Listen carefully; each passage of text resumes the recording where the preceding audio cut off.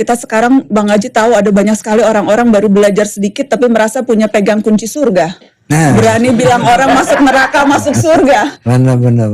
Terlalu gampang sekarang merasa bisa mengkotak-kotakan orang, kamu masuk neraka, kamu masuk surga. Benar. Abi, Panitia surga udah banyak kan? iya kan udah banyak.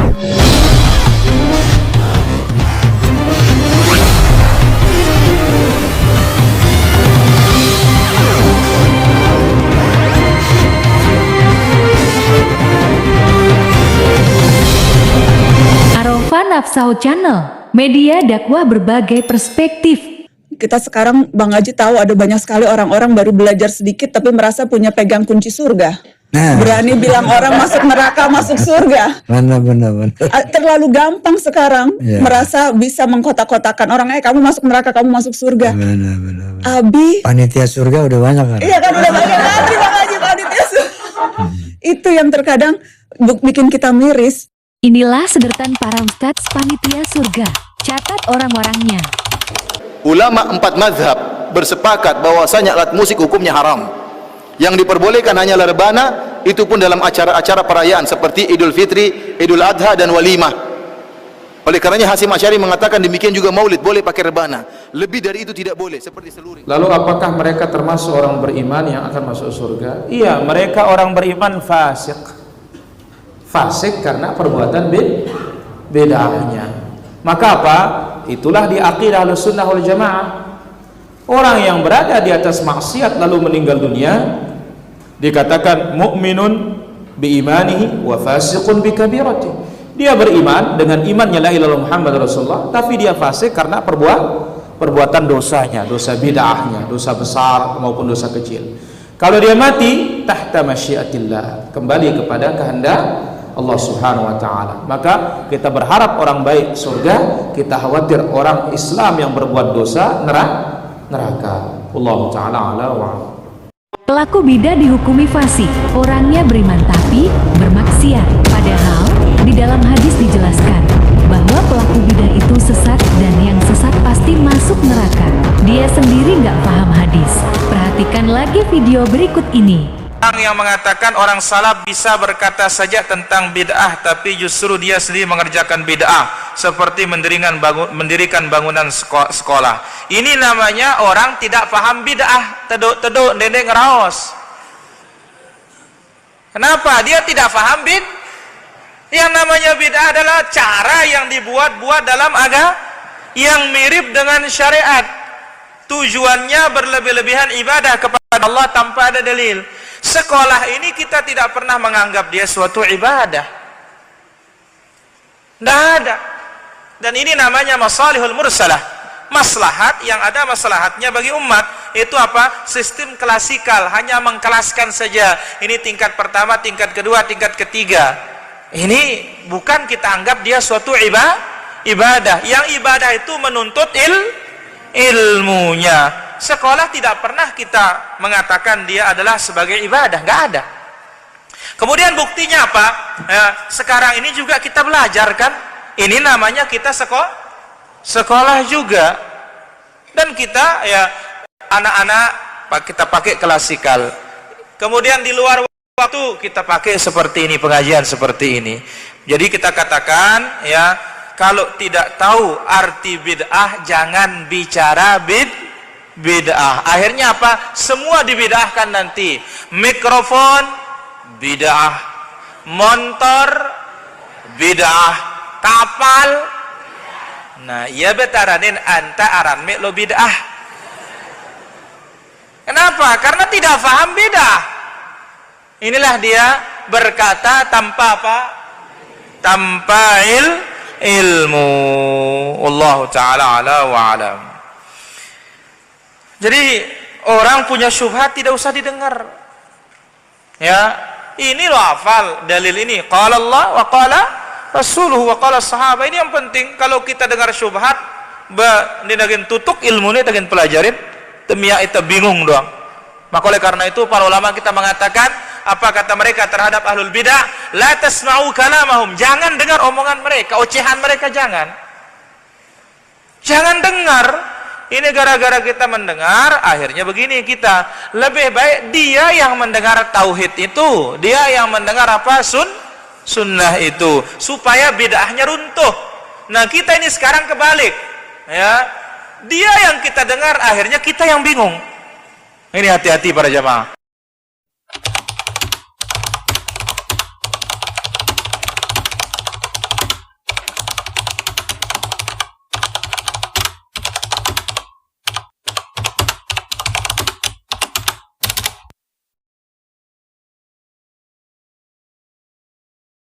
Bagaimana sikap diundang maulidan? Ya nggak boleh datang. Apa dalilnya? Jelas. Ta'awan wala ta'awanu 'alal itsmi. Kita ta'awun tolong-menolong dalam dosa. Karena apa? Ini adalah man 'amila 'amalan laisa 'alaihi amruna. Beramal tidak ada perintah. Memangnya sahabat nggak cinta Rasul? Siapa yang berani mengatakan sahabat tidak cinta Rasul, coba? Nggak ada yang berani mengatakan sahabat gak cinta Rasul. Sahabat paling cinta. Tapi nggak ada mereka maulidan para jamaah. Cara cintanya ittiba, ikut cara beliau, tidak meninggalkan ya petuah beliau, nasihat beliau, ajaran beliau sedikit pun. Itu orang yang cinta. Tidak ada lebih cinta di dunia dari sahabat para jamaah. Ada juga kemudian yang sejauh mengatakan maulid itu bid'ah. Betul, ada yang mengatakan, tetapi saya kira bisa dipertemukan. Kalau kita berkata bahwa maulid itu adalah ibadah murni, maka maulid, perayaan maulid bukan ibadah murni. Karena Nabi tidak menganjurkan dalam bentuk ibadah murni. Tetapi kalau kita katakan dia itu ibadah, mendapat pahala orang yang memperingatinya, yang mengajarkan, mengenalkan Nabi SAW, maka itu dapat ganjaran. Jangankan membicarakan tentang kehebatan Nabi, tentang ajaran Nabi. Maaf, hubungan mesra antara suami istri itu dapat pahala, ya kan? Apalagi ini.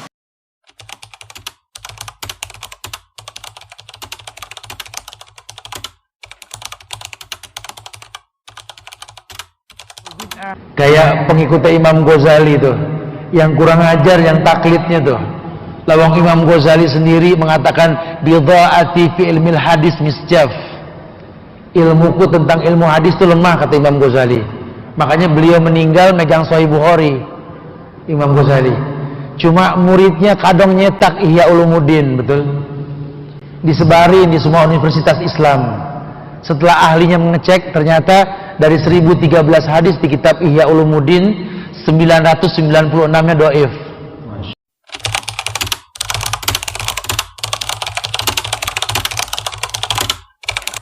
Dan ternyata, maaf ya, Syekh Abdul Qadir Jailani keyakinannya bertabrakan dengan kebanyakan kaum muslimin di Indonesia. Karena kaum muslimin Indonesia banyak menisbatkan kepada akidah Asy'ariyah.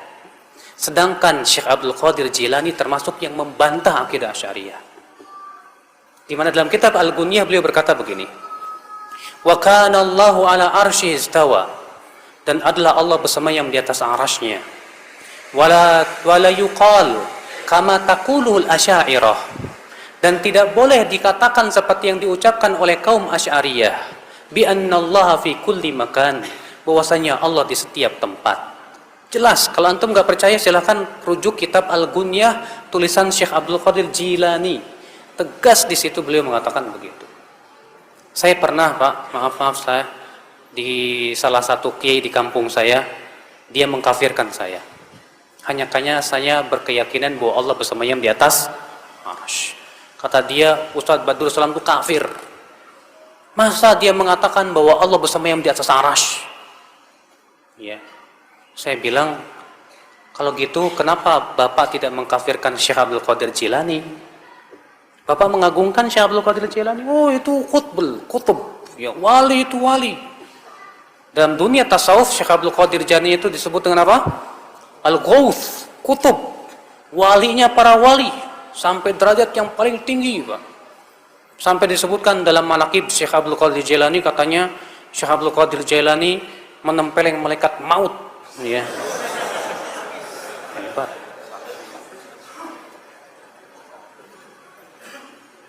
Kita katakan, taib, Anda menghormati Syekh Abdul Qadir Jailani?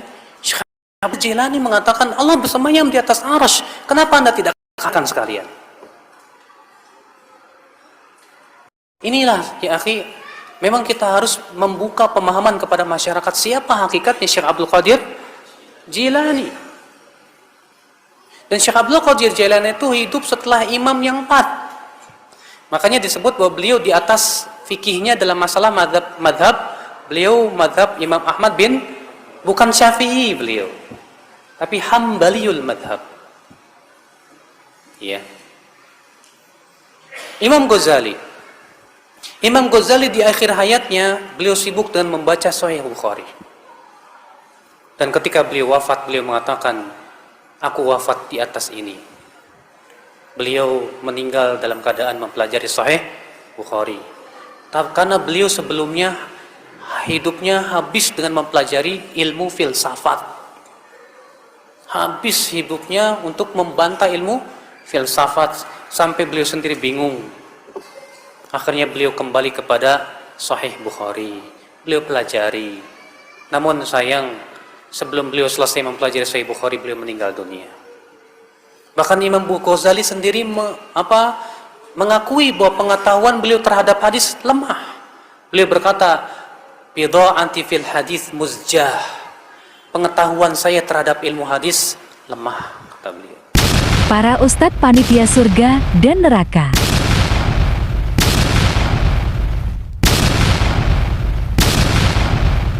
Ada ustadz mengatakan Ustadz panitia surga dan neraka. Maulid Nabi bid'ah, pelakunya ahli bid'ah.